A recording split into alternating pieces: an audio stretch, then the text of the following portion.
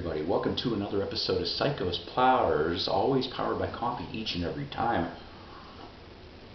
Starting a new sub-series here. This is the very first episode of a new series called Jukebox From Hell.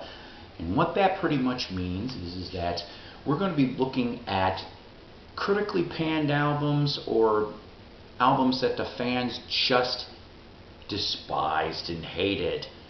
And so for the first episode of Jukebox From Hell, what are we going to do? I know you're asking with bated breath.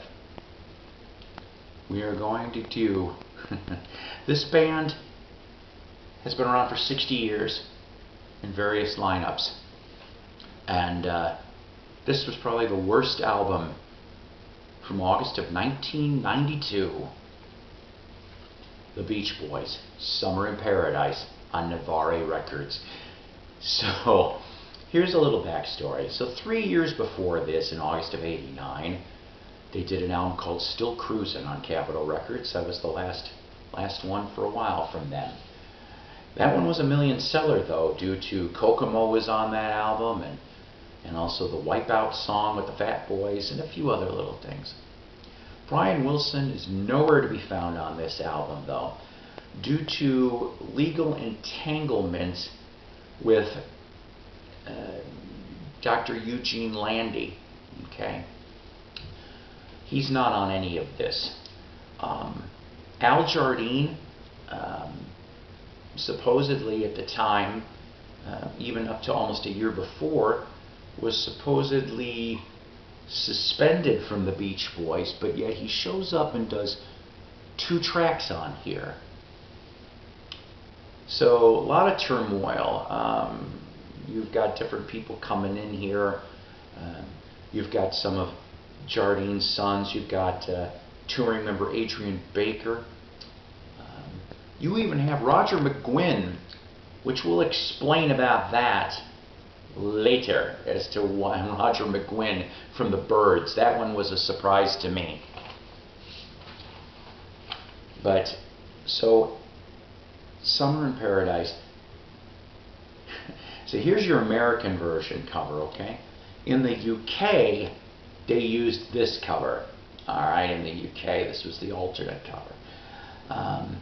Very annoying echo pack. Yeah, it's really hard to get this CD out.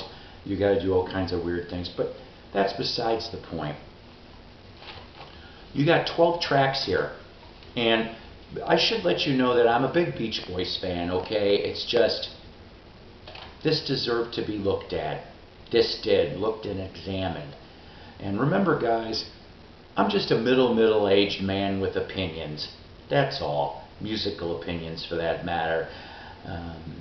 So take what you will with this, have some fun with it, and after this review, maybe go explore the album for yourself, and you too also could be the judge. So there's 12 tracks on this thing. We start off with a cover of Hot Fun in the Summertime, which originally was done by Sly and the Family Stone. Why is all I'm saying. By the way, I should mention that 10 out of the 12 songs here, at least according to Mike Love, were all attached with a summer theme, okay? So this is kind of, they tried to do a thematic purpose with this album. But, you know, I mean, Sly Stone, I think would probably want to go and bitch slap the Beach Boys for taking a cover of this, because, boy, oh boy. In the band's defense, though, in my opinion, it's really very rare that covers actually outshine the originals in any song, pretty much, alright? Usually I think covers are it's either, I'm thinking, an ego thing, or it has to do with publishers, you know, publishers or the writers, you know, they're trying to refill the coffers, if you will. I just never understood the ideas of most cover songs, honestly. So track 2 is Surfing, 1992 style.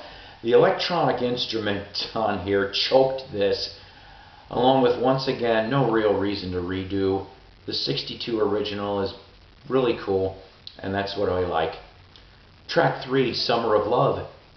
Alright, so Mike Love just sounds like a lecherous uncle through all of this, and I think he was trying light rap style on this. Just very creepy. Track 4, Island Fever.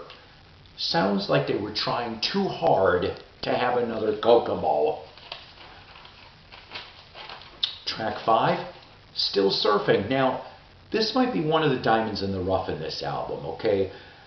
I like most of this song. The harmonies are really good on here, and Mike sounds good on this. It's just those stupid electronic drum machines.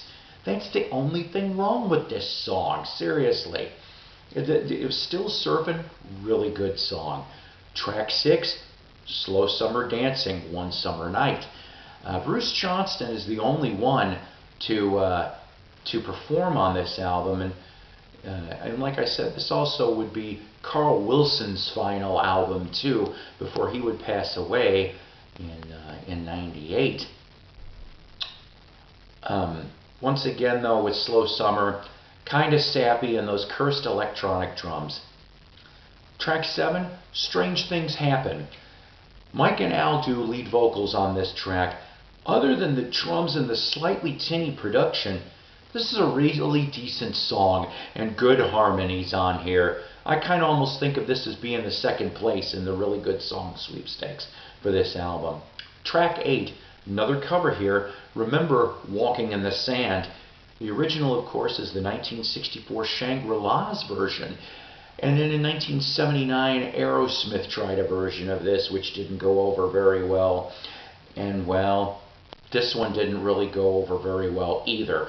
The only thing good about this is we get to hear Carl Wilson on lead, and Carl Wilson's got a great voice. I really wish he would have done more different songs on here, but just great to hear Carl. Track 9, I hope I'm pronouncing this right, I'm probably butchering this, Lahaina Aloha. Carl's in the chorus, that's the good thing here. Would have been better if he was lead on this, and of course less of those crappy drums.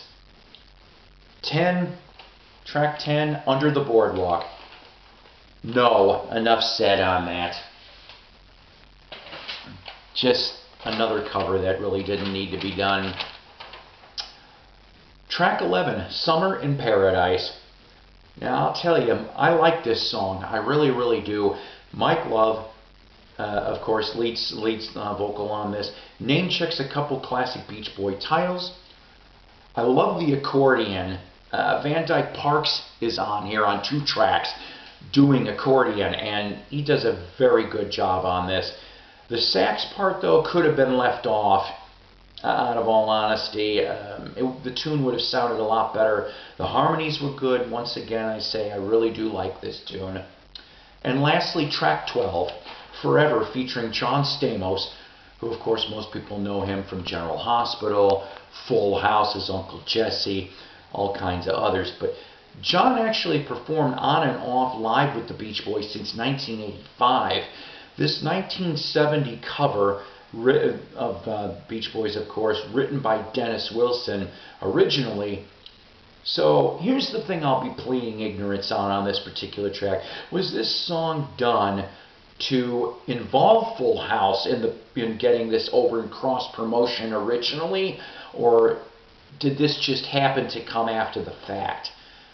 This version is okay, but Dennis' version is the one I like, bar none. So basically, out of 12 tracks, 3.5 good songs. Okay, I think, out of all honesty, Summer in Paradise and Strange Things Happen would have been the great single off of this. Okay, if anything, Summer in Paradise maybe should have been, and I know I abuse this word too much, but an EP. I think it would have been a better EP for a 4-song EP instead of the whole album. Either that or don't do the covers and try to do some different original stuff. Now, I brought up Roger McGuinn shortly in this video here. Now, I really, really did. I tried to do the research as to why and how Roger McGuinn ended up on the UK edition of Summer in Paradise. There really wasn't a good answer for that. But let me tell you this. So the US version here and the UK version are different in 5 tracks. They went off with the 5 songs. Like, for example, Summer in Paradise, Roger actually does sing lead on one of the verses in the UK version. He also does 12-string guitar on these 5 worked tracks. Some have got overdubs, some are a little bit shortened. But if you're a fan of Roger McGuinn's work, he's on here. Go look for that UK edition of Summer in Paradise. So this album here, not a complete crap album, okay? It's not. At least not to this guy. You got 3 decent songs on here. It's just the rest of it did tank. By the way, they only made 10,000 copies, the US run and the UK run, CDs and cassette. It was not released on vinyl. And in the US, it crippled Navarre Records, causing him to go bankrupt. In the UK, it was EMI that put this out. So all the way around, just a lot of chaos and drama to this album. Summer in Paradise, ladies and gentlemen. Go be your own musical detective. You know what? In the comments, I'll even go and put where you could buy one of these. Alright? Gonna be hard to find, but still. So, saying that, I like to give a hint of a teaser, if you will.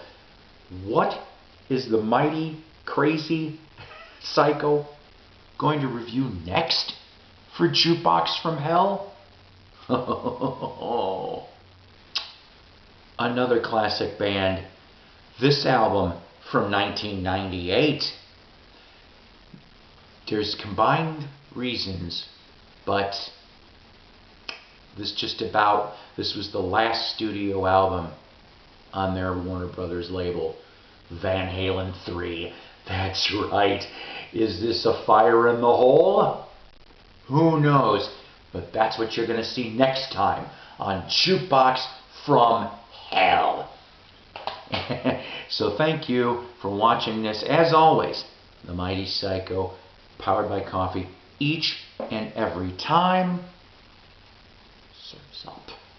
Take care.